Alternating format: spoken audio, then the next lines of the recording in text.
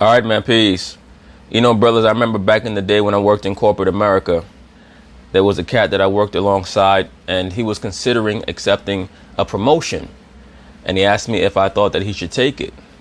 And I told him that whenever you decide that you're going to partake in another position within a corporation, you have to consider three things: who you're going to be reporting to, who you're going to be working alongside, your peers, etc., and who you're going to be presiding over. And if you're comfortable in all three of those facets, who you're going to be presiding over, who you're going to be working alongside, and who you're going to be reporting to, then go ahead and take the position. But if you're not, then it's something that you're going to have to consider. And you do have to utilize a certain level of prudence and discretion whenever you make moves and not just jump after the acclaim or the money. When Magic Johnson decided that he was going to accept this position as the quote-unquote Lakers president to save his so-called sister Jeannie Buss, it's very obvious to me that he considered none of those things. It's very obvious that he did not ask around the league about this person, Rob Pelinka. It's also very obvious that Magic Johnson does not understand what the Mamba mentality entails. The scriptures tell us that can two walk together unless they be in agreement? For this person, Rob Pelinka, to have such a poor reputation all across the league and to be so close to Kobe Bryant, what does that mean? That means that he's as ruthless as Kobe Bryant is. He lacks the conscience that Kobe Bryant lacks. And that's why they're brothers in the worship, the veneration of the serpent or the serpent mind. I don't think that Magic Johnson considered any of that before he took this job. And there's no doubt in my mind that once Rob Pelinka realized that Magic Johnson was not going to put forth the effort as being the Lakers president, as Magic did when he was a player.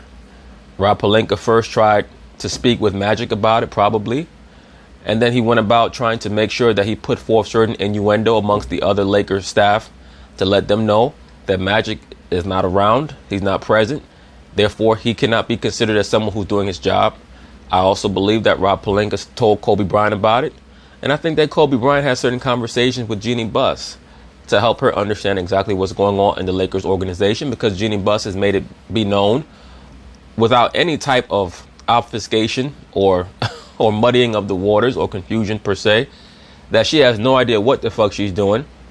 And she's putting her trust in former great Lakers to inform her on what is going on, what is transpiring in the organization.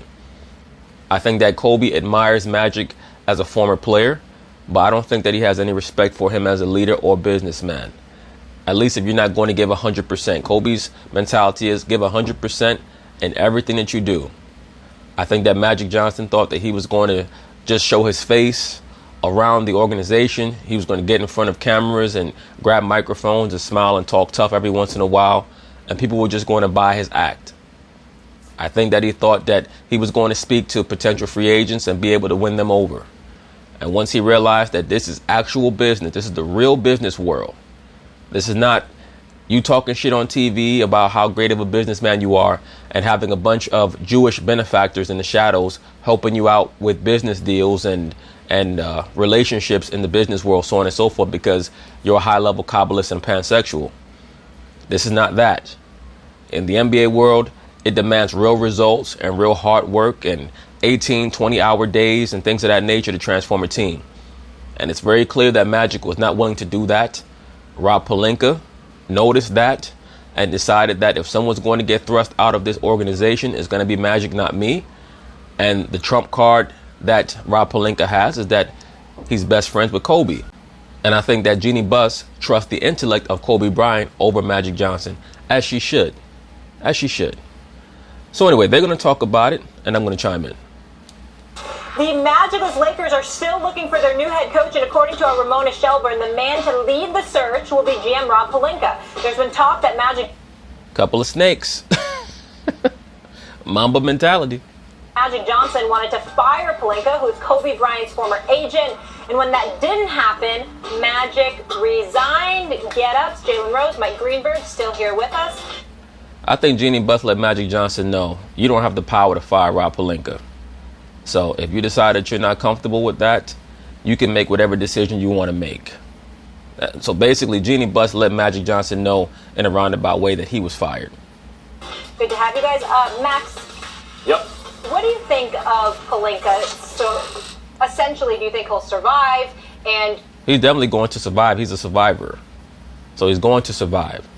As long as he maintains his relationship with Kobe Bryant and Kobe Bryant has the ear of Jeannie Buss, he's going to survive. And do you think that, his powers essentially with Jeannie Buss and the whole situation? Okay, ready for this? Yeah. I think Kobe Bryant is ruining the Lakers. I think he's been ruining the Lakers. Damn, Max. Tell us how you really feel. Whew. I agree with you, by the way. I agree with you. But the issue is that Kobe is smarter than Magic Johnson. He's smarter than Magic Johnson. So at the end of the day, as long as Jeannie Buss wants to keep everything in-house, the most intelligent former player that she can refer to for wisdom is going to be Kobe. For about almost 10 years, since that contract extension, going back 8 years already, I think he is essentially running the franchise. He doesn't mean to ruin the Lakers, but I think that's what's happening. Let's go back to his contract extension. Everyone points to the Chris Paul deal being scuttled as the downfall of the Lakers. Let us not forget, Kobe Bryant was already on the downside before the Achilles injury. He was no longer the best player in the league or one of the 2 or 3 best. I have to stop Max there. He was not quite on the downside before the Achilles injury. As a matter of fact, Kobe had one of his best seasons as a pro in the 2012-2013 season. After he went to Germany and got that magic elixir, Kobe truly had fell off in that 2011-2012 season. That's when his shooting percentage dropped down to about 42-43%. Then he goes to Germany. They give him that little magic potion for his knee, and he comes back and his shooting percentage jumps up to about 46-47%. He goes back to dunking over guys. And then, unfortunately for him, even though he got a new engine, he had the same tires. And one of his tires blew near the end of the season. That's what happened to Kobe. But he was having a renaissance that year. And he was a top 5 player in the NBA that season. Best players in the league. Then his Achilles goes. And before he ever is seen on the court again, Jeannie Buss gives him a 2-year extension. Anyone who knows anything about basketball is going, you're out of the Kobe deal. Now, by the way, there's not this dark cloud over the... Right, but they were not going to do that, Max Kellerman. You know how they run the Lakers. The Lakers are like the mafia. It's blood in, blood out. Omerta, the rule of silence. You're not even allowed to understand certain things that the Lakers talk about and that they do behind closed doors.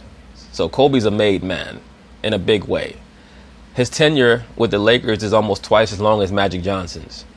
So there was no way that they were going to let him go, especially when the proposition of them being able to replace him basically did not exist.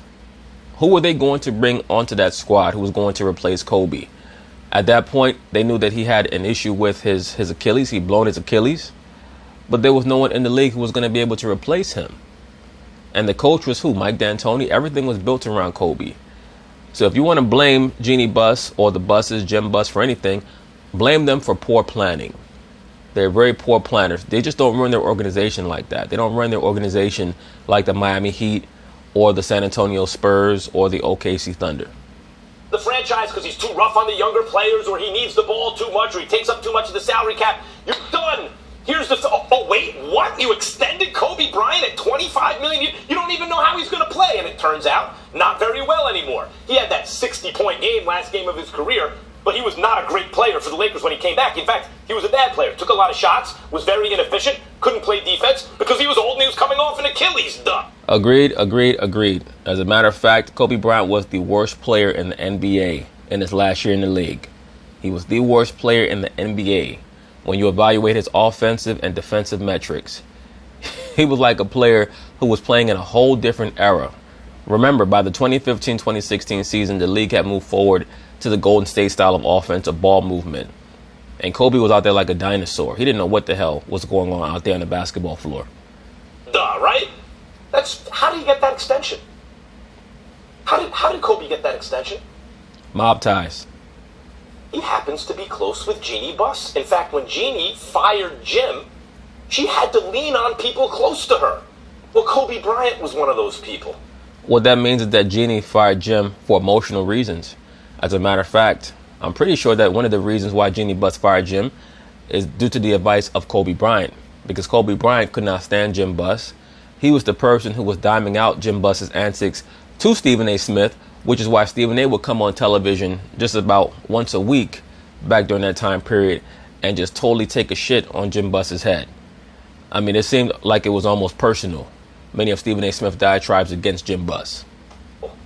Then all of a sudden, Rob Pelinka gets installed as the GM of the Lakers. What's Pelinka is a seller. He's not a buyer. He's an agent. He's not a GM. And Magic Johnson, as Stephen A. points out, is inexperienced. What's Pelinka doing there? Also inexperienced. He's there to act as a proxy for Kobe being Bryant. He's there to serve Kobe Bryant's interests. Max Kellerman, I agree with everything that you said thus far. Good job, sir. And then when Magic wants to get rid of him, he can't? What is the power backing Pelinka? What's the power backing Pelinka? Why did Kobe get the $50 million extension? Kobe Bryant still has enormous influence on the Lakers. And despite intentions, it has been a destructive force in recent years. Absolutely. But that's what happens when you deal with dark side energy or dark magic. It gives you power initially, and afterwards it just starts to tear you apart. That's what the Star Wars films are all about.